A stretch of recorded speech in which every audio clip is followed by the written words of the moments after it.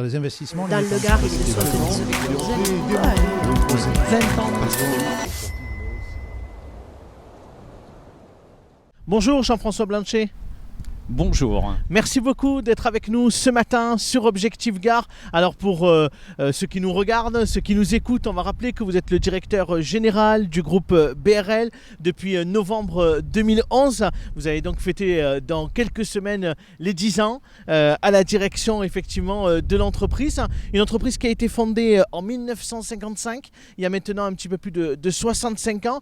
Et rapidement, on va rappeler que BRL a en charge pour le compte de la région Occitanie de l'exploitation, de la gestion, de la maîtrise d'ouvrage des travaux, également de modernisation et d'extension du grand réseau hydraulique du territoire. Vous avez également la responsabilité d'autres ouvrages, des barrages notamment ici sur le territoire, mais également dans d'autres régions françaises. Je ne me suis pas trompé, Monsieur Blanchet, c'est bien ça ? C'est parfait, c'est une description rapide, mais elle nous correspond. Bon, parfait. Alors, on est où ici ? Ici, on est à Bellegarde. On est sur une des stations de pompage de BRL du Gard. Est-ce que vous pouvez nous expliquer un petit peu à quoi ça sert, cette station de pompage ? La jeunesse peut-être également de cette station et l'ambition ? Très bien, écoutez, cette station de pompage, c'est notre cœur hydraulique. C'est à partir de cet ouvrage que nous prélevons les eaux du Rhône, 12 km en amont sur la commune de Fourques, et que nous les mettons en pression avec une hauteur d'élévation de 60 mètres pour aller vers Nîmes, le plateau des Cossières que l'on voit derrière avec ces magnifiques vergers. Et puis un autre étage de pompage élève les eaux de 20 mètres pour les amener en direction de l'Hérault, de Montpellier et du littoral.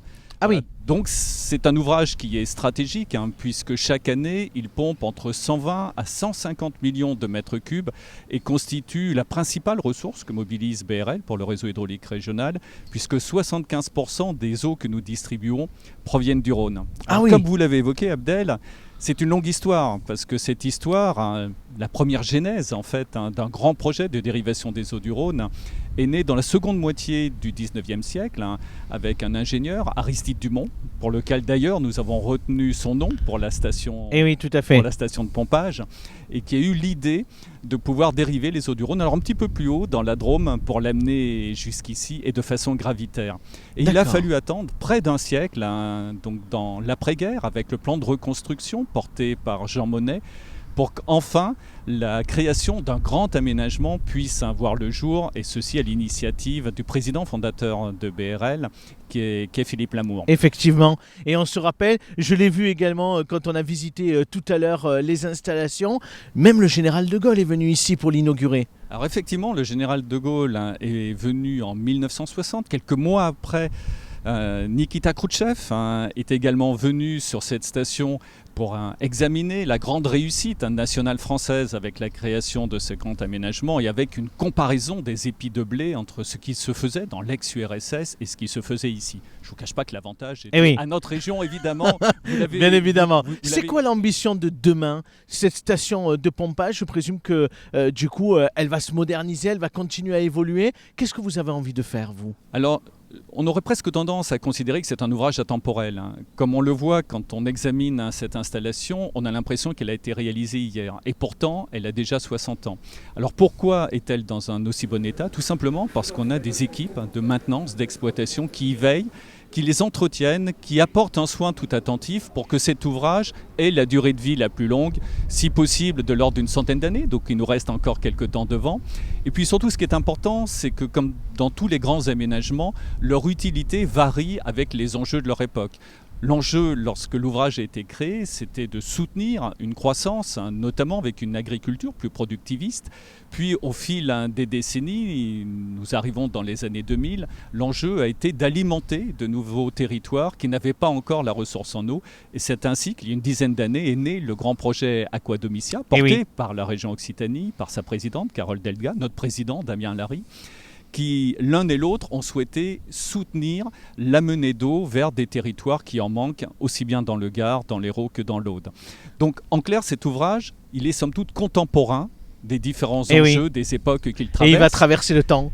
Il traverse le temps et puis quelque part, nous sommes convoqués aussi par de nouveaux enjeux. Nos enjeux d'aujourd'hui, c'est plus une croissance productiviste, c'est plutôt l'adaptation à un phénomène auquel nous n'étions peut-être pas tout à fait préparés, malgré les alertes des scientifiques, qu'est le changement climatique. Bien évidemment. Et cet ouvrage tous ces grands aménagements du réseau hydraulique régional doivent y contribuer. On va en parler dans quelques instants, bien évidemment, des effets du changement climatique et comment BRL s'adapte ou comment BRL anticipe, bien évidemment, les différents risques pour notre territoire. Un dernier mot sur cette station ici à Bellegarde, parce qu'on l'a visité là aussi tout à l'heure.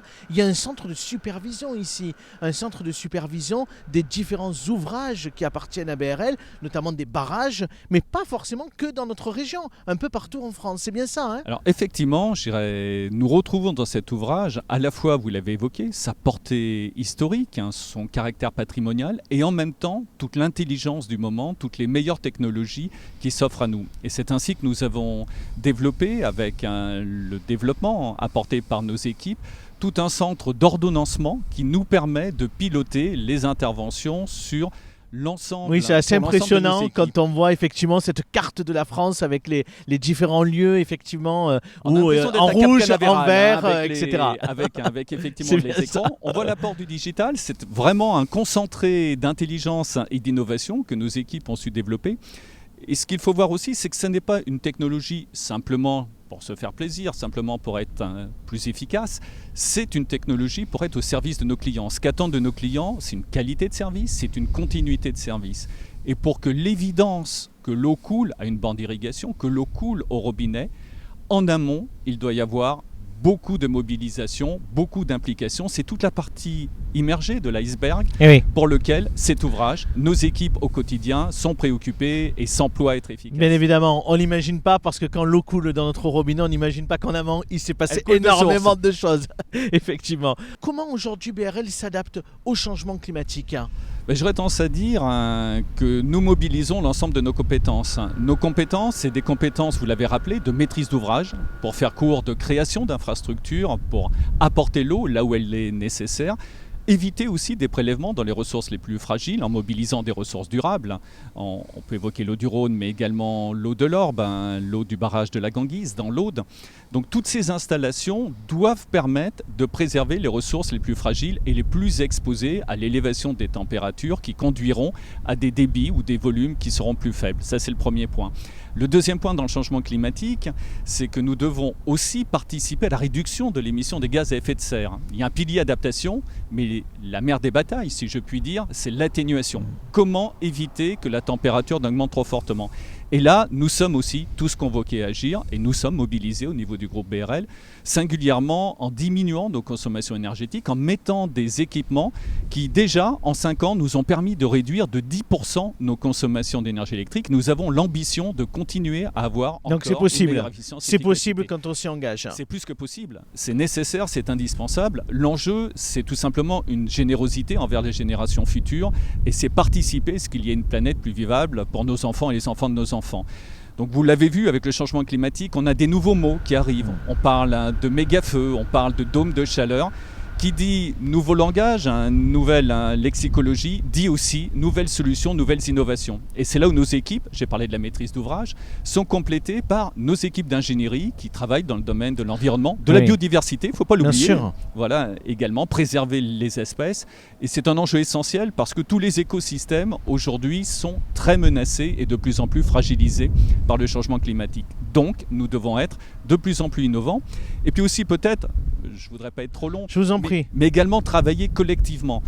Dans notre actionnariat, nous avons des actionnaires publics, la région Occitanie, les départements, dont le département du Gard, mais aussi la Caisse des dépôts et consignations, la Caisse d'épargne. Et avec la Banque des territoires, l'ACET également, son ingénieriste, nous travaillons avec nos équipes d'ingénierie pour ensemble collectivement adresser tous ces enjeux. Je crois qu'aujourd'hui, vous savez, par rapport au changement climatique, pour moi, je retiens 3 mots qui doivent nous mobiliser. 1, l'humilité. Comme on l'a vu, les scientifiques nous alertent depuis 20-30 ans. Et là aussi, il faut être humble devant ces phénomènes. 2, la détermination. On l'a évoqué, nous n'avons pas de choix. Il faut agir rapidement, le temps est compté. Et puis peut-être la 3e partie à ne pas oublier, c'est l'enthousiasme. Parce que voilà, nous sommes dans une grande chaîne humaine, une chaîne de transmission, et nous devons, comme je l'évoquais, travailler ensemble collectivement, travailler aussi avec les universités, avec les centres de recherche, avec l'INRAE, avec l'université de Nîmes, son laboratoire Chrome par rapport aux inondations, l'université de Montpellier, Muse, Montpellier Université d'Excellence, le pôle de compétitivité, Aquavalais, France Water Team. Nous avons des concentrés d'intelligence qui jadis travaillaient chacun de leur côté, Maintenant, nous devons plus que jamais travailler ensemble. Il est urgent d'être collectif. Merci beaucoup.